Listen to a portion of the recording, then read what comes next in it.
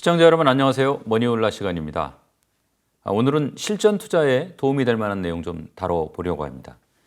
특별한 분을 좀 모셨습니다. 이게 뭐 증권사, 투자자문사, 자산운용사 거쳐서 지금 전업 투자하고 계신 유튜브 채널 훈훈한 주식 김지훈 대표입니다. 대표님 어서 오십시오. 안녕하세요.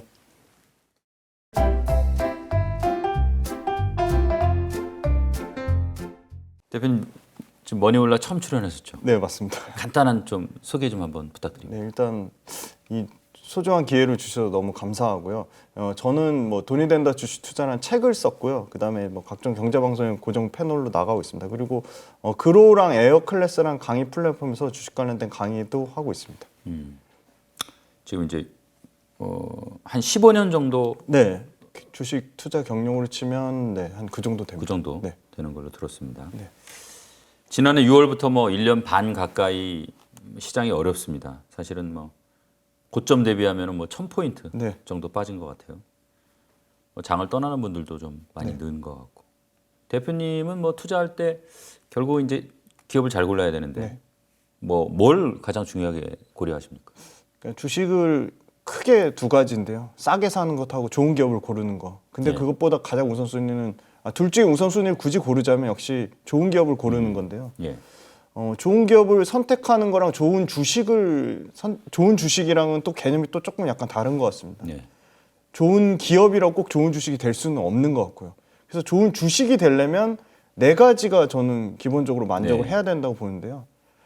가장 첫 번째로 최우선적인 건 역시 펀더멘탈입니다. 펀더멘탈이라고 하면 기업의 실적과 재무제표거든요. 예.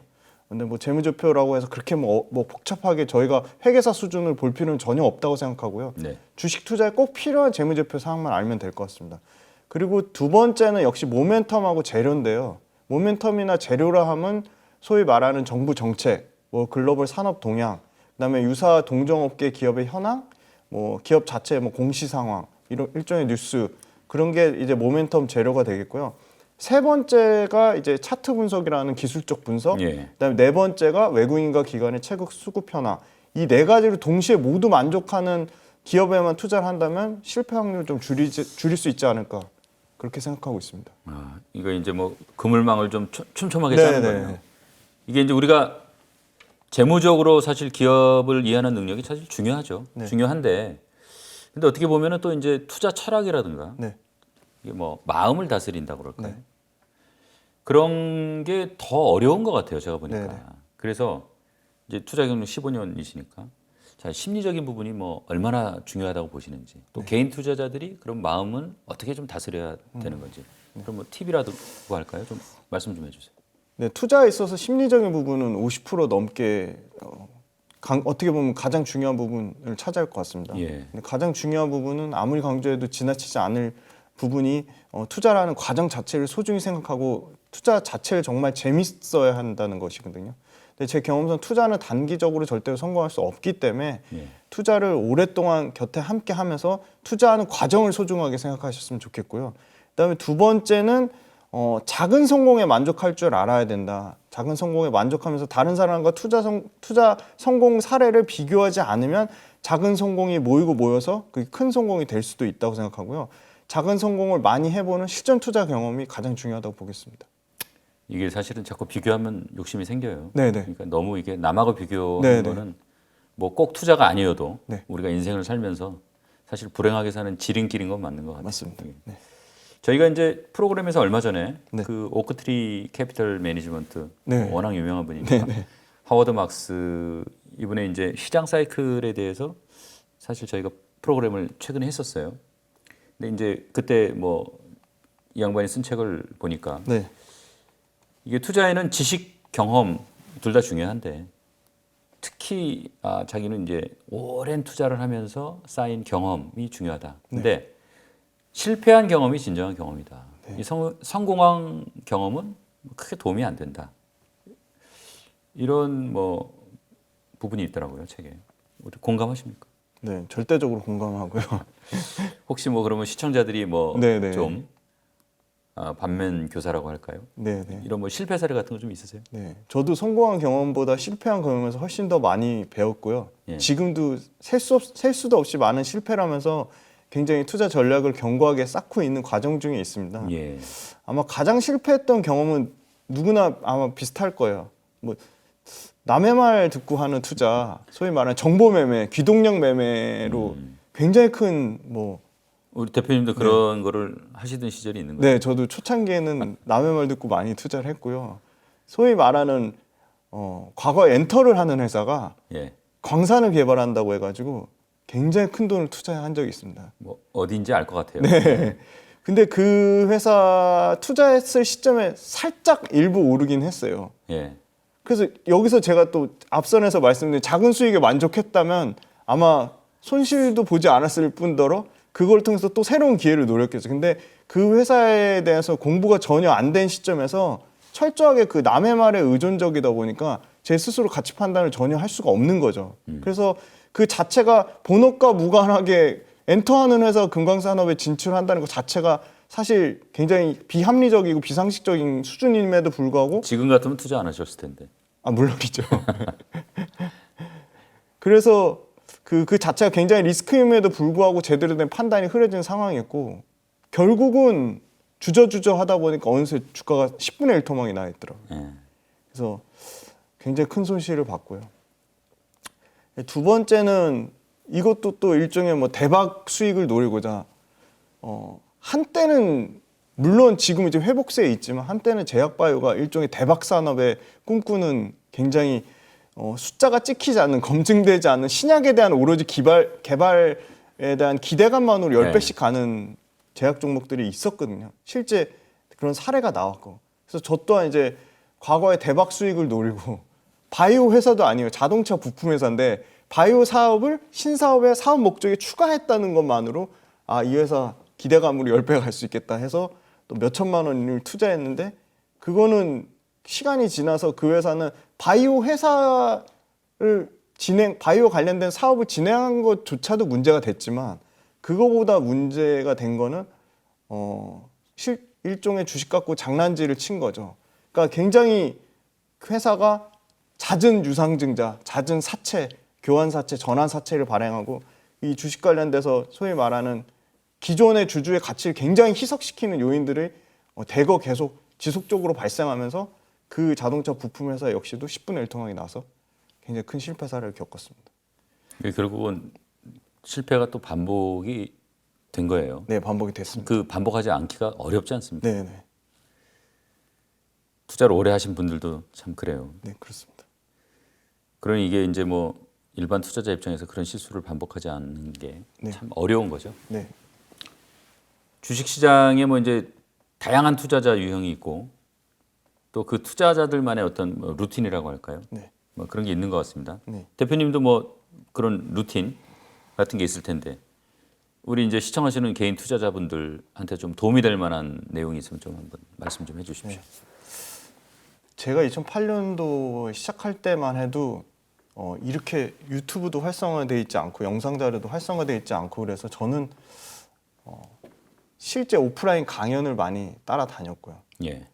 워낙 제가 맨땅에 헤딩하는 스타일이기도 해서 투자에 관련된 소위 뭐 슈퍼겜이라는 분들, 증권사 뭐 리서치 센터장님 분들, 자문사 대표님들 이런 분들 찾아다니면서 어떻게 보면 발품을 팔아서 굉장히 많은 것들을 투자 관련해서 여러 가지 전략들을 얻을 수 있었는데요.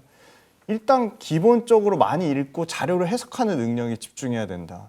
사실 영상보다는 많이 읽으셔야 돼요. 저는 24시간 중에 20% 이상은 당연히 관련된 산업과 종목 레포트는 기본이고 증권이나 경제 관련된 기본 뉴스, 그다음에 기업 공시자료, 당일 업데이트 자료는 매일 읽고 그거를 정리를 합니다. 저만의 나름의 노트로 네. 정리를 합니다. 그리고 그게 토대가 되면 펀더멘털은 기본적으로 잡힌다고 보고요. 예. 주가의 그림자는 거래량이라고 했습니다. 그만큼 거래량이 굉장히 중요한 기술적 지표 중에 하나인데요. 뭐 기술적 지표 중에 딱 하나만 꼽으라면 역시 거래량인데요.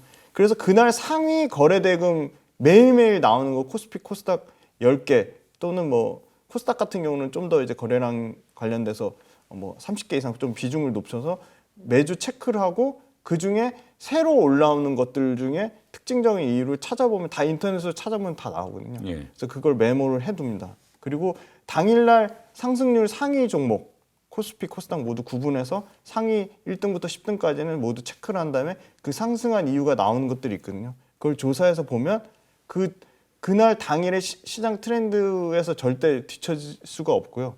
그게 결국은 전체적인 시장 상황을 파악하는 데 굉장히 큰 도움이 됩니다. 그래서 항상 그 거래 대금 관련된 체크, 그다음에 그날 상승한 종목 체크.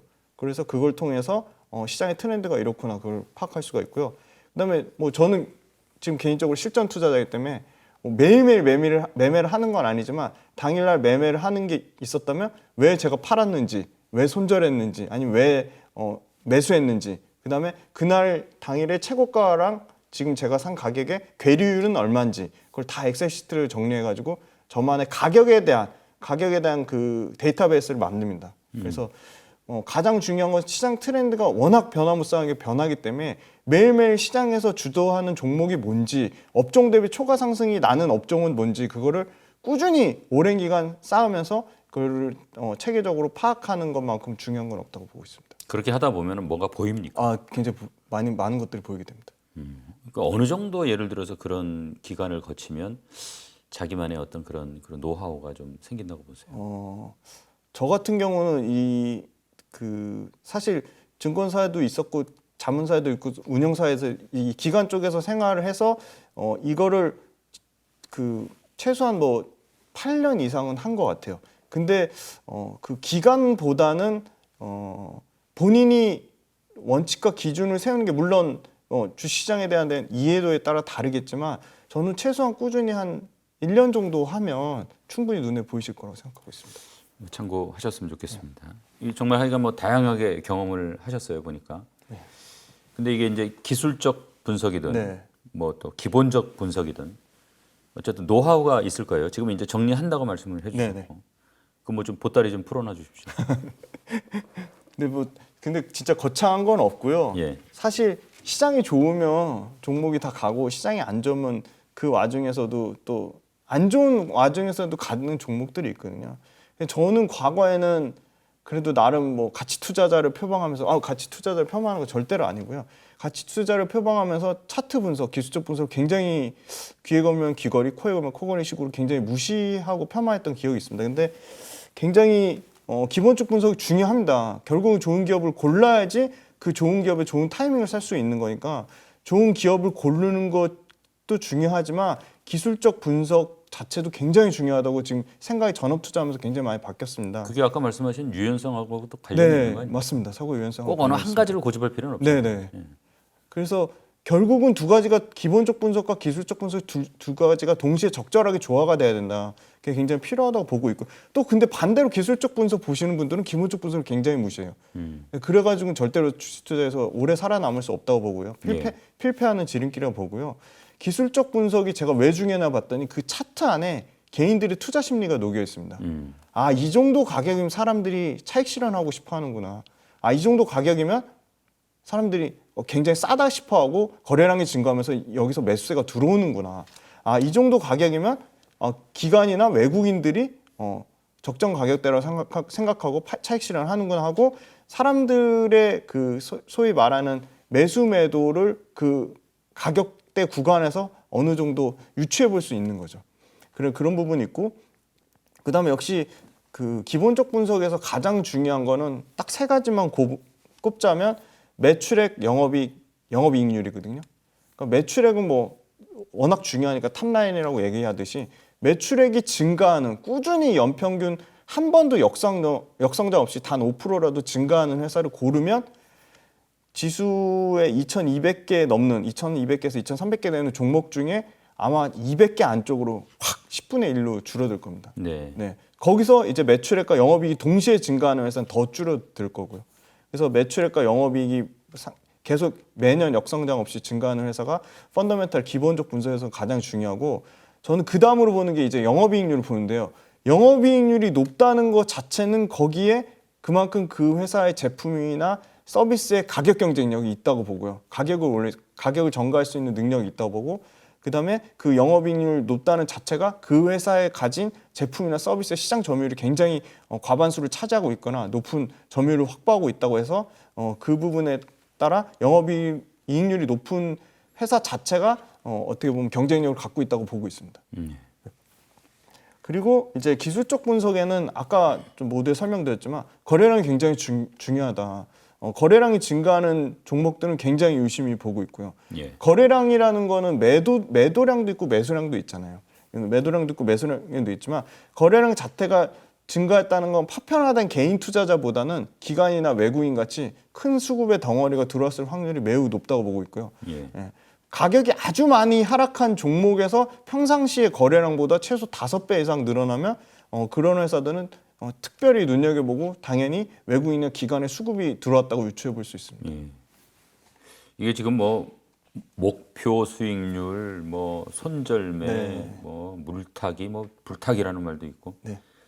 이게 분할 매수, 분할 매도 이런 뭐 자산 배분 이런 뭐 매매 전략, 투자 전략은 이제 네. 어떻게 구사하시는지 좀 궁금하고 네. 뭐 이게 실제 뭐 경험한 사례를 통해서 이제 좀 설명을 해주시면 더 이해가 쉬울 것 같은데요. 네네.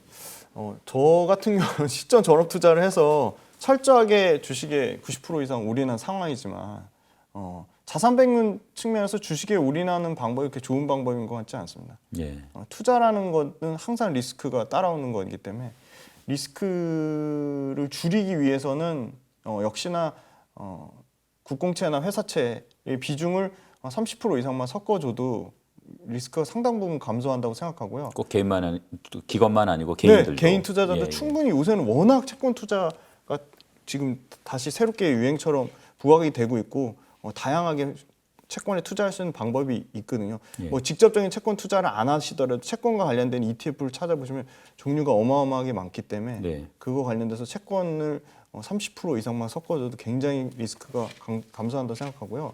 그다음 보통 100에서 내 나이를 뺀 숫자를 위험자산 투자의 적정 비율이라고 보는데 뭐 제가 나이가 40이라면 최소한 60%는 위험자산에 투자하라는 의미가 되겠죠. 그리고 해서 제가 봤을 때 2030 젊은 분들은 진짜로 고정적인 수입만 있다면 고정적인 수입이 설사 큰 폭으로 증가하지 않는다 치더라도 굉장히 공격적으로 투자할 수 있는 특히나 지금같이 주가가 많이 빠진 시점에서는 어떻게 보면 유일한 기회라고 할 수 있을 정도로 굉장히 좋은 기회라고 보고 있고요. 예. 투자에서는 나이가 깡패가 될 수 있습니다. 예. 그래서 그만큼 나이가 굉장히 중요한 것 같고 목표 수익률은 보통 기대 수익률이라고 하거든요. 채권이나 은행 예적금 금리랑 많이 비교를 하는데 보통 워렌 버핏이 아마 연평균 복리로 23% 정도 그러니까 엄청난 수익률인데 과거에는 기대 수익률을 이제 채권이 지금 5%까지 넘어온 상황이기 때문에 과거에는 기대 수익률 주식에서 8에서 10% 정도 잡으면 굉장히 양호한 수익률이었는데 지금 워낙 금리도 높고 채권에 대한 기대 수익률도 올라간 상황에서 저 같은 경우는 굉장히 욕심부려서 한 연평균 15%를 잡고 있고 그리고 손절매의 중요성은 아무리 강조해도 좀 지나치지 않다고 보는데요. 손절매를 못할 경우에는 새로운 기회까지 잃게 되는 그러니까 이게 결국은 주식은 철저하게 방향성과 추세인데 방향성이 바뀌거나 추세가 깨지면 그 하락의 끝은 누구도 알 수 없고 새로운 기회까지 얻지 못한 이중 손실을 본다고 생각하거든요. 예. 그래서 손절매는 물론 자기마다 기준을 다르게 잡겠지만 저는 손절 원칙은 목숨처럼 지켜야 된다고 보고 있습니다.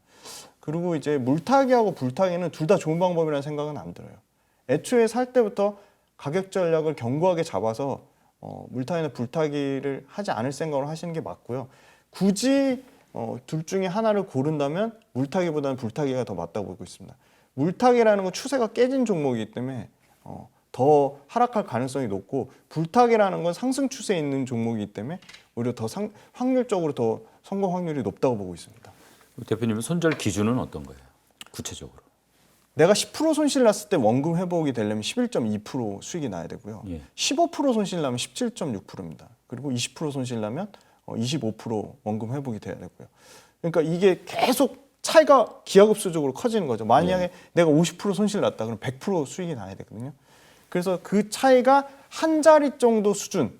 그러니까 개별 종목마다 당연히 다르겠죠. 저 같은 경우는 그냥 당일 매매하는 거는 그냥 5%가 넘어가면 기계적으로 그냥 AI처럼 손절합니다. 근데 장기로 가져가는 거는 지금 손실률하고 원금 회복 수익률의 차이를 말씀드렸는데 손실률과 원금 회복률의 차이가 한 자릿수 10% 미만으로 들어오는 손실률이 25%입니다. 고 마지노가 25%. 네, 그 마지노선 25%이기 때문에 중장기 투자는 25%를 손절선을 잡습니다. 이제 25% 이상 이 손해가 나면 이제 네. 무조건 손절만 무조건 손절만 합니다. 네. 그 이제 뭐 본인만의 다 기준이 네, 있더라고요. 그걸 좀 더 기준을 잡으시면 네. 이거 뭐 최근 장에서 뭐 다들 이제 절감하셨겠지만 네. 사실 이게 폭락장이 되면 뭐 좋은 주식도 참 이게 용수는 재주가 없잖아요. 네. 어떻게 보면 그런 면에서는 매크로의 그 변화 이런 읽는 능력이 중요할 것 같아요. 네. 전반적으로 이제 경기를와 시장의 흐름을 판단하는 거. 이 매크로 변수 중에 이건 꼭 챙긴다. 뭐 어떤 게 있습니까? 결국 주가는 기업의 펀더멘털로 귀결된다고 보고 있거든요. 근데 매크로 변수 중에 굳이 우선순위를 꼽자면 금리인 거 압도적으로 1순위로 볼 수 있는 것 같아요. 주가가 1000포인트 넘게 빠진 이유도 결국은 패드에서 금리를 올려서 빠진 부분이 있다고 예. 보고 있고, 그 다음에 이제 환율을 두 번째로 보는데 환율은 결국 외국인의 수급 상황에 좌우되고 있기 때문이죠. 예. 그러니까 환율이 지금 상황에서는 달러가 강세니까 결국은 환차익으로만 지금 20% 넘게 수익을 볼 수 있는 상황이니까 외국인이 최근 10월 동안 4조 5천억 가까이 순매수가 들어온 거고요. 예. 그래서 환율하고 금리 정도 체크를 하고요. 저는 유심히 보는 건 원자재 가격 흐름을 보고 있습니다. 그건 왜 그렇습니까? 기업들의 그 결국 판매 가격과 원자재 가격 차이가 결국 기업들의 마진이기 때문에 스프레드 마진이기 때문에 워낙 지금 제조업이 어떻게 보면 지금 서비스 업체보다 과거에 불과 1년 전만 해도 카카오 네이버가 엄청나게 신고가를 갈 정도로 이런 서비스 플랫폼이 굉장히 좋은 실적을 보여줬는데 지금 완전히 이 에너지의 대전환이 일어나면서 에너지 관련된 뭐 철강이라든지 기계, 뭐 화학 이런 소위 말하는 뭐 이런 그 에너지 관련된 원자재 관련된 업체들, 제조업체들이 부각을 받고 있고 그 소위 말하는 추세나 방향성이 그렇게 쉽게 깨지지 않을 거라고 보고 있거든요. 그래서 결국은 제조업체 입장에서는 마진율을 올리려면 결국은 원자재 가격을 어떻게든 세이브해야 되기 때문에 원자재 가격 흐름을 유심히 보고 있습니다. 예. 그리고 심리적인 부분이 워낙 중요하니까 그 코스피 200 변동성 지수가 있거든요. 그 지수도 유심히 체크해보고 있습니다. 사실 이게 뭐 이제 요즘에는 워낙 다양한 유튜브 채널이 있고 저희 머니올라도 뭐 그 중에 하나입니다만 뭐 증권 방송도 있고 뭐 또 책도 참 많이 나오고 네. 정말 뭐 부지런하게만 하면 공부할 수단은 정말 얼마든지 네, 있긴 맞습니다. 있는 것 같아요. 네. 근데 사실 너무 많아서 사실 중심 잡기가 좀 어려운 네. 정보의 홍수. 대표님 공부 어떻게 하세요? 일단 머니올라 열심히 보시고요. 왜냐면 머니올라 보시면 검증된 분들만 나오세요. 그러니까 거의 제도권 출신. 그래서 저도 굉장히 여기 나오려고 굉장히 노력을 많이 했었는데 영상보다는 활자화된 신문을 많이 보시길 권해드려요. 그러니까 신문의 산업면에 투자 아이디어가 있다 보고 있습니다. 신문의 산업면에 초기에 막 성장하려고 하는 산업. 과거에 전기차가 그랬고요. 지금은 저는 이제 전기차에 못지않은 로봇 산업이 이제 막 태동기라고 보고 있거든요. 로봇 관련된 산업이 구조적인 성장을 할 수 있다고 보고 있기 때문에 그런 신문의 산업면, 뭐 엔터나 스포츠면도 좋지만 이런 산업면을 유심히 보시면 투자 아이디어를 많이 얻을 수 있다고 보고 있고요. 그다음에 증권사에서 50페이지 넘는 이 산업 그 초기 레포트가 있습니다. 이게 굉장히 중요한 투자 자료입니다. 반드시 챙겨보시면 이건 뭐 환경 컨센서스라든지 다 무료로 들어가서 보실 수 있거든요. 아니면 자기가 자기가 계좌를 갖고 있는 증권사에서 보시면 다 챙겨보실 수 있고요. 보는 데서 끝나지 않고 무조건 이거 내 것으로 만들기 위해서 정리를 하셔야 됩니다. 네. 네. 정리하는 과정이 필요하고 투자 서적 같은 경우는 저는 기본적으로 고전을 2번 이상 보고 그거를 고전의 내용을 토대로 투자 철학이나 원칙과 기준을 또 그걸 또 자기만의 기준, 자기만의 스타일로 정리를 해보시길 권유드립니다. 사실 이게 저희도 이제 영상 매체인데 영상으로 다루는데 좀 한계가 있어요. 네. 그래서 저도 이게 이제 활자로 된 네. 그런 자료들을 공부하는 게 네. 특히 책을 좀 많이 보고 네. 그게 참 중요하다는 생각은 많이 듭니다. 대표님도 그렇게 생각을 하시는군요.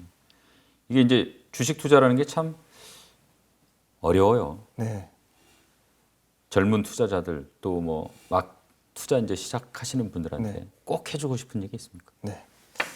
주식 투자는 저는 선택이 아닌 필수가 되었다고 보고 있습니다. 예. 네. 투자는 절대 너무 무슨 골광구 같은데 투자는 절대 투기가 아니고요. 아직도 잘못된 인식이 너무나 많고 그 다음에 투자를 폄하하는 경우가 제 주변 사람들 뭐 제 친구만 해도 아직도 안 하는 친구가 절반이에요. 그래서 오히려 이렇게 주식하면 망한다 뭐 이런 측면이 오히려 역발상 측면에서는 분명히 기회가 있다고 보고 있고요. 예. 투자를 통해서 역동적인 새로운 산업을 만나고 새로운 국내 대표 기업들을 내가 직간접적으로 같이 이렇게 합류할 수 있다는 것 자체가 저는 너무나 가슴 뛰고 즐거운 일이라고 생각하고요. 예.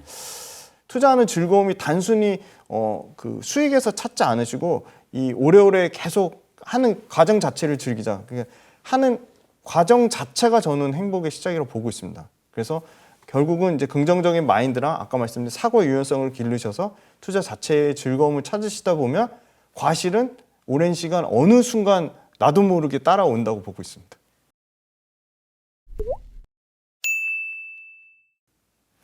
이제 투자 기본기 관련해서는 말씀을 어느 정도 나눈 것 같고 네네. 구체적인 얘기를 좀 해보고 싶어요. 요즘 가장 눈에 띄는 섹터 2차 전지, 네네. 뭐 상승세가 가파른데 네. 여전히 어떤 매력적인 섹터로 보고 계십니까? 네, 여전히 매력적으로 보고 있습니다. 2차 전지 관련주가 이제 나만 주식이다. 완전 이런 컨셉으로 대부분의 관련 기업들의 주가가 지수 대비 아웃퍼폼을 하고 있습니다. 예. 가장 좋은 시세를 뽐내고 있고요. 이게 주도주라고 할 수 있는 모습을 보여주는 게 연관 산업이 같이 다 갑니다, 지금. 예를 들어 소재가 가면 뒤따라서 장비와 셀이 가고 심지어 숫자가 찍히지 않는 이 폐배터리 관련주까지 같이 상승하는 모습을 보여주고 있다. 그래서 네. 주도주로서 압도적인 모습을 보여주고 있고 2차 전지의 예를 들어 양극재 업체의 1등 주인 에코프로비엠만 가는 게 아니라 4등 주인 코스모 신소재까지 같이 가는 시장의 가장 강력한 주도주로 모습을 보여주고 있고요. 아까 주식은 펀더멘탈 그리고 모멘텀 재료 그리고 차트 외국인과 기관의 수급 현황이 핵심이라고 말씀드렸는데요. 2차 전지가 불과 2년 전만 해도 꿈으로 가는 미래에 대한 기대감으로 올랐다면 본격적으로 숫자가 찍히고 있습니다. 그래서 더 시장의 주목을 받는 것 같고요. 펀더멘탈로 성장성을 검증해주고 있습니다. 지금 실적과 실적, 그러니까 즉 매출액과 영업이익률이 모두 증가하는 상황이고요. 그 성장폭 자체가 평균적으로 제가 봤을 때는 50% 넘게 성장이 나오고 있고요. 모멘텀과 재료라 하면 오히려 반신반의했는데 미국 IRA법이 국내 업체들은 굉장히 수혜를 예상을 하고 있고요. 그리고 IRA법과 상당히 유사하게 유럽에서도 RMA법이라고 해가지고 굵직굵직한 글로벌 모멘텀이 지속적으로 발생하고 있고 개별 글로벌 전기차 업체들의 뭐 신차 출시라든지 글로벌 전기차 업체의 뭐 공장 증설이라든지 이런 이슈가 계속적으로 업데이트가 되고 있습니다. 그래서 계속 모멘텀을 받고 있는 상황이고요. 거기다가 이제 2차 전지가 지금 가장 비싼 상황임에도 불구하고 여전히 최근에 외국인과 기관의 동반 수급까지 들어오면서 수급 상황이 상당히 개선되고 있습니다. 자, 2차 전지 투자할 때 네. 반드시 체크해야 될 뭐 포인트 네. 어떤 게 있습니까? 역시 전기차 판매량이 월별 데이터가 계속 나옵니다. 네. 상위 5개 업체의 전기차 월별 판매량이 전 월 대비 얼마나 증가했는지 그건 충분히 파악해 보실 수 있고요. 두 번째가 이제 배터리 3사 업체들 출하량입니다. 전 연대비까지는 전 월 대비까지는 어렵다면 전 분기 대비 얼만큼 증가했는지 정도 체크해 보시면 되고 정말 큰 틀에서는 글로벌 전기차의 시장 침투율입니다. 지금 중국은 이미 20%를 넘었고요. 예. 그 다음에 유럽이 한 20%가 조금 안 됩니다. 19% 정도 되고요. 미국이 아직 10%가 안 됩니다. 미국이 최근에 아주 엄청나게 가파르게 올라와서 한 7% 정도 수준인데요. 그럼 전체 글로벌 전기차의 침투율은 미국, 유럽, 중국 다 합쳐서 아직도 15% 언더로 보고 있습니다. 14% 정도 되는데요. 이게 최소한 못해도 40에서 50%까지는 갈 거다. 그 시기는 2030년을 보고 있습니다. 그러니까 정말 긴 롱텀으로 보면 8년 이상의 모멘텀이 남아 있는 거죠. 예. 물론 주가는 철저하게 선 반영입니다. 그리고 두 번째는 중국의 뭐 배터리 업체 아니면 중국의 소재 업체와 이 밸류에이션 상대적인 비교를 많이 합니다. 근데 지금 배터리 셀 업체만 보면 과거에는 밸류에이션 차이가 50% 언더였다면 지금 70%까지 올라온 상황입니다. 그만큼 저희가 조금 더 고밸류 받는 건 맞는 것 같습니다. 근데 그게 결국은 펀더멘탈 아까 말씀드린 매출과 이익이 성장하면서 이 고밸류 자체가 낮아지기 때문에 그 부분에 대해서는 너무 또 부정적으로 볼 이유는 아니라고 보고 있습니다. 2차 전지 섹터 내에서 네. 이제 뭐 가장 좋게 보시는 구체적인 뭐 네. 종목 네. 결국 기업이겠죠. 네. 어떤 곳이고 또 뭐 이유는 뭔지, 네. 뭐 투자는 또 어떻게 하는 게 좋은지 네. 그럼 좀 말씀 좀 구체적으로 좀 해주실 수 있어요? 네. 제가 앞으로 말씀드린 이제 개별 기업은 절대로 종목을 매수하거나 매도 뭐 추천 이런 개념이 아니고 철저하게 이 관심 기업에 넣어두시고 공부 차원으로 말씀을 드리는 겁니다. 그러니까 어떤 이제 대표님의 좀 시각, 분석하는 시각 이런 걸 좀 맞습니다. 네. 보여주고 싶어서 지금 네. 이제 말씀을 하신다고 이해를 네. 했습니다. 예. 원가에서 2차 전지 소재단에서는 원가에서 가장 많은 비중을 차지하는 게 40% 차지하는 게 양극재고 그 밑단 이제 10% 차지하는 게 음극재, 뭐 분리막 요 정도 되겠는데 예. 양극재에서는 시장의 평가와는 다르게 좀 과도하게 최근에 주가가 좀 하락했던 업체가 LNF라는 회사가 있습니다. 예. 네, LNF라는 회사는 미국 진출 문제가 국내에서 불어대면서 그 부분이 어떤 일종의 노이즈가 발생을 했고요. 그 부분이 이제 점차적으로 직접적인 투자라든지 뭐 경영 형태 변경을 통해서 바뀔 거라고 보고 있고요. 충분히 미국 진출이 다시 가능할 거라고 보고 있고요. 네. LNF는 테슬라향 매출이 큰 회사인데 테슬라향 매출이 과거에 보조금에서 제외가 됐다면 IRA 법안을 통해서 오히려 테슬라가 보조금이 지급을 받을 수 있는 회사로 거듭이 나면서 테슬라향 매출이 좀 증가해서 이 부분이 좀 구조적으로 성장할 거라고 보고 있고 LNF는 판가와 그 Q 물량이 동시에 증가하는 수혜 기업이라고 보고 있습니다. 예. 그러면 이제 당연히 지금 가격이 최근에 많이 떨어졌다 그러면은 퍼도 많이 낮아졌겠네요. 네, 맞습니다. PER이 전체 2차 전지 평균 양극재 단의 소재 평균 PER은 50배가 넘는 수준인데요. 예. 지금 LNF 같은 경우 지금 PER이 30배 언더입니다. 28배 정도 받고 있으니까 다른 업체에 대비해서는 상대적으로 저평가되어 있다고 보고 있습니다. 뭐 다른 뭐 종목은 없습니까? 네, 양극재 대비해서 음극재는 전혀 주목을 못 받고 있거든요. 지금 예. 음극재 관련된 회사는 양산까지 하는 데는 지금 대주전자재료하고 포스코케미칼 정도가 있습니다. 예. 근데 순수 음극재에 더 초점을 맞춘 거는 대주전자재료라고 보고 있고요. 지금 기술적인 문제가 굉장히 중요한데 기존의 흑연 대비 에너지가 10배 이상 용량이 좋아지고 충방전 속도가 빨라지는 차세대 음극재로 주목받는 게 실리콘 소재인데요. 이 실리콘 음극재를 기존의 실리콘 자체가 워낙 그 여러 가지 뭐 소위 말하는 팽창 안정성의 문제도 있고 비용 문제도 있기 때문에 흑연보다 비싸서 실리콘을 안 쓰는데 기존의 흑연에다 실리콘을 섞기만 해도 그게 엄청나게 에너지 효율이 좋아지고 충방전 속도가 빨라지거든요. 예. 그래서 실리콘 관련된 음극재를 만드는 회사고요. 대주전자재료 같은 경우도 캐파를 폭발적으로 내년까지 20배 넘게 2025년까지 2만 톤까지 캐파를 20배 넘게 증가를 시킬 계획이 있습니다. 그 자체는 캐파 증설하는 거는 양극재도 그렇고 음극재도 그렇고 뭐 분리막, 동박 다 마찬가지인데요. 2차 전지 소재단에서 캐파를 증설한다는 건 그만큼 매출이 검증돼 있다는 겁니다. 그래서 캐파 증설의 모멘텀도 대주전자재료가 갖고 있고 그다음에 구조적으로 흑연 음극재에서 실리콘 음극재를 쓸 수밖에 없는 아까 말씀드린 기술적인 이유, 뭐 에너지 효율, 그다음에 충방전 속도 이런 측면에서 실리콘 음극재가 앞으로 당연히 더 많이 쓸 수밖에 없고 이 실리콘 음극재를 만드는 대주전자재료는 시장에서 양극재 대비 너무 소외받았기 때문에 좀 더 주목을 받을 수 있다고 보고 있습니다. 이게 사실 이제 뭐 고물가 고금리 상황에서 매력도가 높은 섹터 중에 헬스케어 꼽는 분도 많이 계시더라고요. 네네. 근데 대표님도 그렇게 생각하시는지 네네. 또 매력적이라면 뭐 어떤 점에서 매력적이라고 생각하시는지 말씀 좀 해주세요. 네. 헬스케어는 크게 바이오제약까지 포함한 산업으로 보고 있는데요. 2030년까지 실제 숫자가 연평균 15% 정도 안정적으로 성장이 나오는 산업이라고 보고 있고요. 코로나로 인해서 전 글로벌적으로 이 건강과 면역 뭐 이런 여러 가지 제약, 약품에 대한 관심은 계속적으로 늘어날 수밖에 없는 구조적인 성장의 이유를 갖고 있다고 보고 있습니다. 바이오 의약품 자체가 뭐 인간의 건강한 생명 연장은 뭐 무한 욕구니까요. 그런 부분과 직결돼 있다. 그리고 과거에 01년부터 10년이 국내 이 의약품과 이런 의료기기의 첫 번째 성장 사이클이었다면 13년부터 2021년 동안은 성장은 없었지만 엄청나게 연구 개발으로 이 능력을 레벨업 시켜왔다. 우리나라 제약 바이오 산업을. 그래서 2022년과 2023년이 새로운 도약, 그러니까 전력을 가다듬는 새로운 도약의 시대가 볼 거라고 보고 있습니다. 그래서 2024년부터는 본격적으로 지난 10년 동안, 아까 말씀드린 2013년에서 2021년 그 10년 동안의 연구 개발의 성과들이 본격적으로 정말 빠르면 2023년 내년 정말 정상적으로 봤을 때는 2024년에 이 10년 동안 연구개발 능력이 실제 숫자로 나오는 세 번째 성장 사이클을 볼 거라고 예상하고 있습니다. 그래서 굉장히 이제 업종 자체가 상당히 유망하다고 보고 계시는 거군요. 네. 그리고 이 헬스케어 관련된 회사들의 이익률이 엄청납니다. 이 관련주 중에서 네. 이제 어떤 기업이 좀 유망하다고 보시는지. 네. 또 핵심적으로 보는 지표 같은 게 있다면 뭐 그것도 함께 좀 설명 좀 해주시죠. 네, 핵심적으로 보는 지표가 있다면 관세청의 월별 수출 데이터입니다. 그러니까 월별 수출 데이터로 이 회사의 그 매출을 가늠해 볼 수가 있어요. 예. 뭐 예를 들어 서울의 강남구의 수출 데이터, 미용 의료기기 수출 데이터 HS 코드라고 있거든요.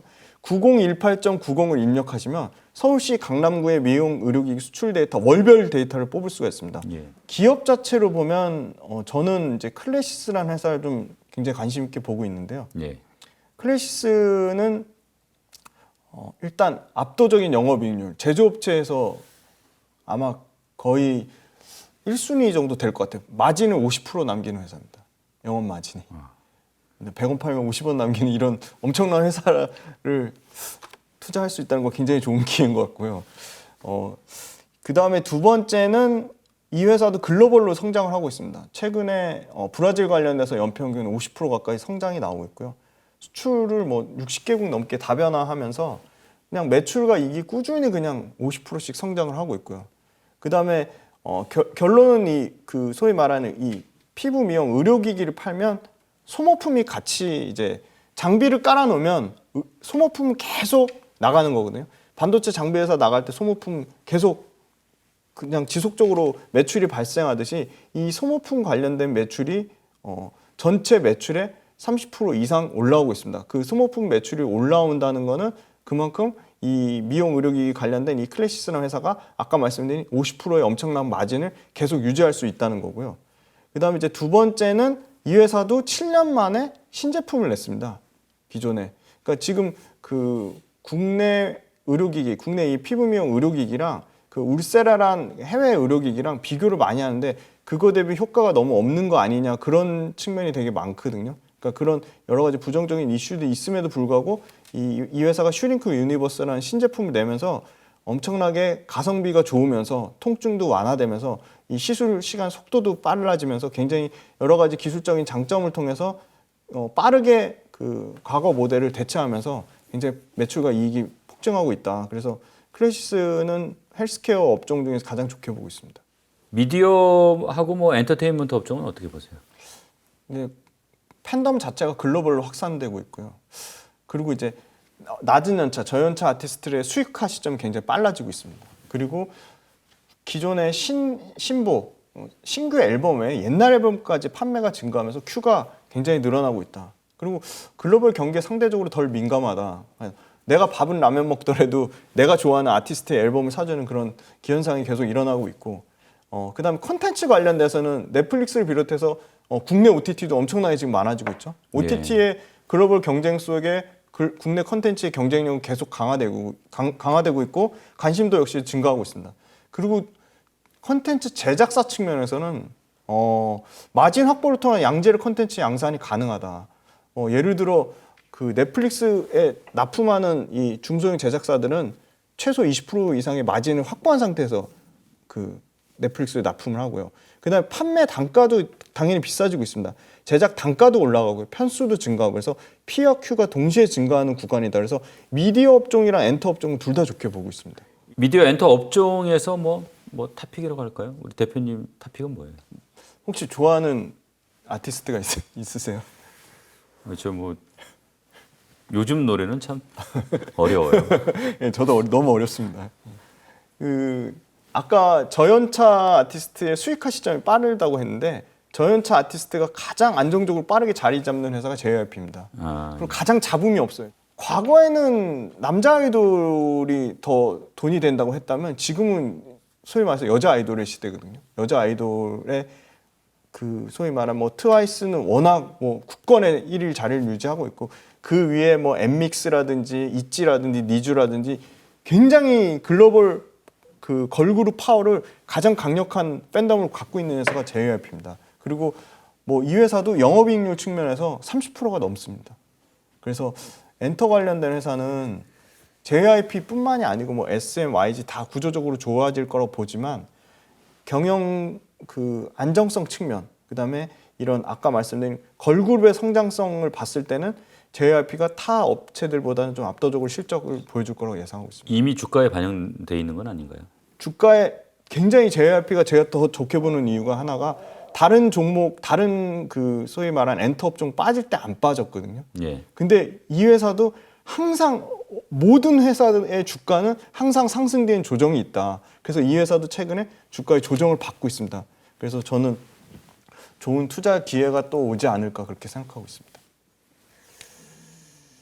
이게 이제 시대적인 흐름을 고려한다면은 신재생 에너지도 투자 유망 분야인 건 분명한데 이제 아직까지는 좀 등락이 좀 심한 것 같아요. 보니까 네. 뭐 확 좋았다가 또 막 그냥 좀 한없이 떨어졌다가 그런 것 같은데 이제 태양광, 풍력, 수소 아마 이 정도가 아마 네. 우리 저 신재생 에너지에 어떻게 네. 보면 이제 하부 업종이라고 보이는데 대표님은 어떻게 보세요? 이 세 가지가 다 매력적이라고 보세요? 아니면 이 중에 뭐 특별히 좀 끌리는 게 따로 있습니까? 일단 그 유럽발 그 전력 대란 때문에 상당히 에너지 업종이 작년부터 굉장히 높은 관심을 받았고 예. 말씀 주신 대로 주가의 등락이 심한 업종이긴 하지만 뭐 과거에 최소 3년 전에 뭐 풍력을 투자하신 분들은 뭐 5배, 뭐 10배 이상의 수익률을 보여줬듯이 굉장히 수익률 측면에서는 아주 좋은 업종이기도 합니다. 그래서 예. 뭐 단기적으로는 태양광이 지금 제일 주목을 받고 있거든요. 그 이유는 태양광이 가장 설치가 빠르고 가장 직접적으로 지금 결과물이 나오기 때문에 그런 거고요. 하지만 태양광이 가장 매력적으로 보이고 수소가 가장 덜 매력적으로 지금 보인다고 해서 수소나 풍력이 태양광보다 투자를 덜 해야 된다고 생각하지는 전혀 그렇게 생각하지는 않습니다. 예. 특히나 저는 수소에 대한 오해가 크다고 보고 있습니다. 그 이유는 비용이나 안정성 측면에서 특히 비용 문제, 인프라 문제 측면에서 수소에 대해서 굉장히 부정적인 의견이 많고 현실 가능성이 낮다고 보시는데 반은 맞고 반은 틀리다고 보고 있는 게요. 수소 관련된 산업은 절대로 태양광과 풍력의 대체 에너지의 개념이 절대 아닙니다. 예. 수소는 철저하게 보완제의 개념이고요. 수소는 반드시 태양광과 풍력이 커지면 함께 구조적으로 같이 성장할 수 있는 산업이라고 보고 있습니다. 예. 태양광과 풍력의 전력의 측면이 굉장히 간헐적이기 때문에 전력의 안정성 자체가 보정될 수 없기 때문에 ESS나 수소를 통해서 에너지를 저장하는 저장원으로 굉장히 수소의 가치는 높을 것으로 보고 있고요. 예. 특별히 수소 관련돼서는 이 발전이나 운송의 연료로도 굉장히 높은 비중으로 쓰이고 있다. 그래서 발전과 운송의 연료라는 측면에서 수소를 절대 간과하면 안 된다고 보고 있고 저 같으면 현재로서는 태양광과 풍력의 수소를 고른 비중으로 투자를 하지만 향후 산업의 흐름이 수소에 대한 가시적인 부분이 앞으로는 좀 많이 나올 것으로 왜냐하면 워낙 태양광과 풍력이 치우쳤기 때문에 예. 그래서 수소에 대한 글로벌적인 이슈가 많이 나올 경우에 수소에 굉장히 비중을 탄력적으로 조절할 생각을 갖고 있습니다. 이게 신재생 에너지 관련해서 뭐 투자할 때 네. 중요하게 보시는 뭐 포인트 이런 건 뭐예요, 대표님? 신재생 에너지 관련된 투자 포인트 좀 굉장히 어려운데요. 이 부분은 아마 역시 글로벌 정부 정책 동향이 가장 중요한 것 같고요. 그거보다는 이제 역시 태양광 풍력의 설치량, 소위 말하는 출하량의 증가폭이 가장 중요하다고 보고 있습니다. 이게 아무래도 이제 여러 가지 에너지 정책과 또 관련이 깊기 때문에 네, 맞습니다. 네. 이게 이제 정책을 좀 네. 잘 정책의 변화 같은 걸 좀 잘 봐야 되는 네, 네. 업종인 거 맞는 것 같아요. 네. 이 신재생 에너지 관련해서는 뭐 관심 있는 종목 네. 어떤 겁니까? 투자 전략 같은 것도 있으면 좀 설명 좀 해주시고. 네. 태양광은 워낙 많이 얘기가 나와서 저는 그럼 오늘 풍력하고 수소만 좀 말씀을 그러시죠. 드리겠습니다. 예. 풍력 관련돼서 이 중국을 제외한 해상 풍력 시장이 2030년까지 6배까지 구조적으로 성장하는 시장이고 연평균 성장률을 치면 한 26%는 엄청나게 크게 성장하는 2차 전지에 절대 굴하지 않는 굉장히 높은 성장률이 나오고 있고요. 그중에 이 해상 풍력 하부 구조물은 굉장히 기술 진입 장벽이 있는 회사입니다. 그러니까 기존에 조선 업체에서 저도 플랜트 업체에서 일해봐서 너무 잘 아는데 이 조선 업체들 관련된 회사들이 치킨 게임이 거의 끝나서 다 떨어져 나갔습니다. 이 하부 구조물을 만드는 회사들이.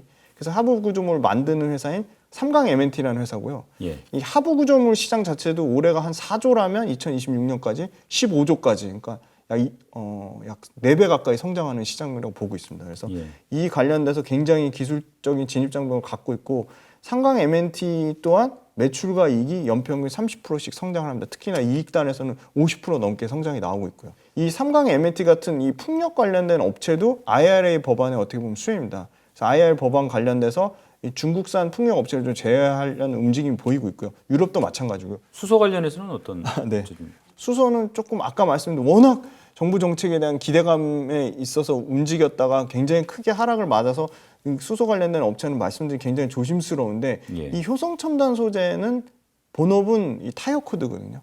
타이어 코드가 글로벌 타이어 코드 시장에서 이 소위 말하는 PET 폴리에틸렌 재질의 소재의 PET 타이어 코드 소재는 글로벌 시장 점유율이 48%입니다. 엄청나게 뭐 세계 1위 점유율을 자랑하고 있고요.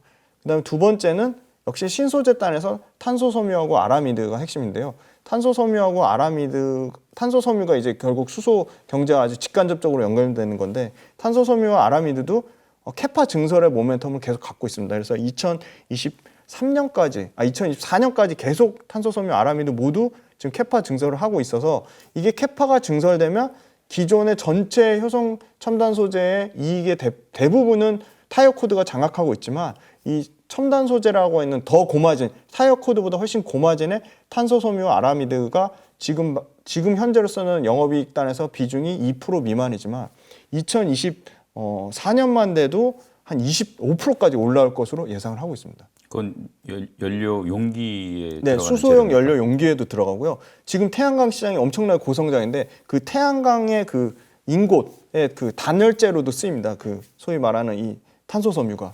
그래서 원래는 너무 비싸가지고 이걸 보통 항공기 소재로 썼는데 지금은 엄청나게 뭐 고급 자전거라든지 다양한 뭐 생활 레포츠에도 쓰이고 그다음 아까 말씀드린 태양광 인곳 소재 단열재 그리고 거기에도 쓰이고 그다음에 이제 항공기 소재의 풍력용 이 날개 블레이드라고 하잖아요. 거기에도 쓰입니다. 그다음에 말씀 주신 대로 수소용 압력 용기나 수소용 그 차에 그 소재로 쓰이고 있습니다. 탄소섬유가. 이제 언급되지 않은 산업에서 뭐 투자 아이디어를 찾거나 뭐 또 중요하게 보는 지표 이런 건 좀 오늘 좀 지금까지 다루지 않은 내용이 있으면 좀 말씀 좀 해주십시오. 메모리의 가격이 지금은 지속적으로 계속 메모리 가격이 전 분기 대비 20% 넘게 빠졌기 때문에 투자에 굉장히 조심해야 될 시기지만 빠르면 내년 1분기 정상적으로 봤을 때는 최소한 내년 2분기에는 메모리 가격이 지속적으로 계속 빠질 수는 없습니다. 재고 조정이라든지 여러 가지 신제품이 나오기 때문에 그와 관련돼서 반도체 업종은 딱 하나 꼽으면 메모리 가격만 보시라 해서 메모리 가격이 내년에 1분기에서 2분기 사이 반등이 나오면 그때는 반도체를 좀 투자해도 될 시기라고 보고 있습니다. 그리고 화학 업종도 지금은 완전 뭐 바닥을 박박 기고 있고 뭐 지하실 수준의 스프레드 마진을 보이고 있지만 워낙 화학산업 자체도 철저하게 수요와 공급에 움직이기 때문에 화학 기초석유화학 제품에 대한 수요는 줄지언정 공급이 엄청나게 늘어나지 않기 때문에 그 부분 또한 내년에는 철저하게 줄인 엄청나게 증설하는 공급을 더 이상 늘리지 않기 때문에 수요와 공급이 타이트해짐에 따라 화학 제품 또한 스프레드 마진이 내년에 좀 증가할 거라고 보고 있습니다. 이게 개인 투자자별로 예를 들어서 뭐 신규 매수자 있을 거고 또 기존에 보유하고 있는 사람도 있을 것이고 또 이제 관심을 갖고 이제 시작하는 투자자 조금씩 입장이 좀 다를 것 같아요. 투자 전략은 어떻게 짜는 게 좋을 것 같습니다. 일단 보유자 입장에서 내가 산 가격보다 과도하게 올라서 이게 더 갈까 말까 엄청 고민하신 분들도 분명히 있을 거라고 봅니다. 과거에 정말 싸게 사신 분들. 그렇게 고민이 된다는 것 자체는 저 같으면 무조건 절반 이상 매도하는 게 맞다고 봅니다. 그렇게 고민하는 것 자체가 그 가격이 부담스러운 가격이고요. 그보다 더 중요한 거는 내가 손실나는 종목 있잖아요. 저만 해도 엄청나게 손절을 치고 있는데 왜냐하면 손절을 쳐야 새로운 기회를 잡을 수 있습니다. 예. 엄청나게 손절 치는 이유가 있습니다. 내가 이거 어떤 판단에 의해서 샀는데 그게 손실이 났죠. 그래서 다시 내가 신규 자금이 있으면 이 회사를 또 살 수 있을까? 거기서 판단이 안 쓰면 그건 무조건 매도하는 게 맞다고 봅니다. 새로운 자금으로 내가 지금 이 시점에서 이걸 다시 살 수 있을까? 그게 판단이 안 쓴다면 그건 매도하는 게 맞다고 봅니다. 그래서 신규 투자 관점에서는 지금은 너무나 밸류에이션 싸면서 성장이 나오는 종목들이 많기 때문에 물론 지수 자체는 어느 누구도 예측할 수 없고 예측하는 분들도 다 틀리거든요. 그래서 지수 자체는 뭐 여기서 10% 20%더 빠질 수 있지만 항상 지나고 보면 아 그때가 저점이었지 그때가 최바닥이었지 하는 것처럼 지금의 시점에서 밸류에이션 측면을 봤을 때 분명히 저평가된 건 맞습니다. 그런데 저평가된 종목 중에서도 아까 뭐 LNF의 사례도 말씀드렸지만 전혀 그 회사의 펀더멘탈과 무관한 이슈에서 주가가 뭐 갑자기 빠진다든지 최근에 JYP 같은 경우도 전혀 지금 회사 펀더멘탈은 너무나 견고한데 단지 과도하게 올랐다는 이유로 차익 실현 매물이 나온다든지 이런 거는 신규 투자자 입장에서는 진입할 수 있는 너무나 좋은 기회라고 보고 있고 다만 이제 목표 수익률이나 매도 시점이 중요한데 구조적으로 정말 전기차나 아까 말씀드린 미디어 엔터는 정말 큰 그림으로 보셨으면 좋겠어요. 글로벌 팬덤 우리나라 이 칼군무로 이 폭풍 성장한 이 엔터 산업이 정말 그 기세가 쉽게 꺾어질 것이냐 저는 그렇지 않다고 보고 있거든요. 정말 이제 미국을 이제 유럽 미국 시장 뭐 중동을 넘어서 범아시아로 정말 글로벌을 뻗어가는 미디어 엔터 산업 그다음에 2차 전지 이제 전기차 침투율 아직도 20% 원더인데 2차 전지 전기차 침투율이 50%로 가는 이렇게 큰 그림이 있는 산업은 어떻게 보면 좀 긴 호흡으로 바라보자. 근데 긴 호흡으로 바라보는데 내가 산 가격보다 많이 올라서 내가 이게 더 갈지 못 갈지 그게 소위 말해서 내 마음에 부담이 된다면 그때는 무조건 반절 이상 수익 실현하는 게 맞다고 보고 있습니다. 역시 이제 뭐 모든 투자에는 리스크가 있으니까 네. 좀 살 때도 좀 나눠 사시고 네, 팔 때도 좀 나눠 파시고 맞습니다. 뭐 그게 맞다고 보시는 거죠. 네. 마지막으로 머니올라 뭐 오늘 이제 첫 출연이니까 네. 시청자분들한테 꼭 뭐 하시고 싶은 말씀 있으면 말씀 들으면서 오늘 순서 마무리하겠습니다. 주식 투자로 손실 분들 많으실 겁니다. 시장을 떠나시는 분들도 많고. 근데 본인만 힘든 게 아니고 다 힘든 상황이에요. 기관 투자자들도 힘들고 외국인 투자자들도 손실 본 그 업종과 종목들이 분명히 있습니다. 그래서 주식 투자로 일단 절대로 스트레스 받으시면 안 되고요. 계속적으로 말씀드리지만 긍정적인 마인드랑 유연한 사고가 필요하다. 그리고 좀 긴 호흡으로 보자. 긴 호흡으로 보라고 말씀드린 건 절대 장기 투자하라는 말씀이 아닙니다. 철저하게 업종별로 그 산업의 트렌드에 맞게 좀 기민하게 좀 대처를 하셔야 돼요. 기민하게 대처하려면 발품도 열심히 파시고 손품도 열심히 파셔야 돼요. 절대 공짜 없습니다. 그래서 엄청나게 노력을 하셔야 돼요. 그래서 엄청나게 노력을 통해서 작은 투자 성공을 하나하나 계속 쌓다 보면 어느 순간 경제 독립도 이룰 수 있을 거라고 보고 있고요. 또 초대할 기회를 주신다면 미처 말씀드리지 못한 로봇 산업이라는 또 다양한 산업과 또 투자 전략에 대해서 또 얘기할 기회가 있었으면 좋겠습니다. 오늘 뭐 말씀 잘 들었습니다. 고맙습니다. 네, 감사합니다.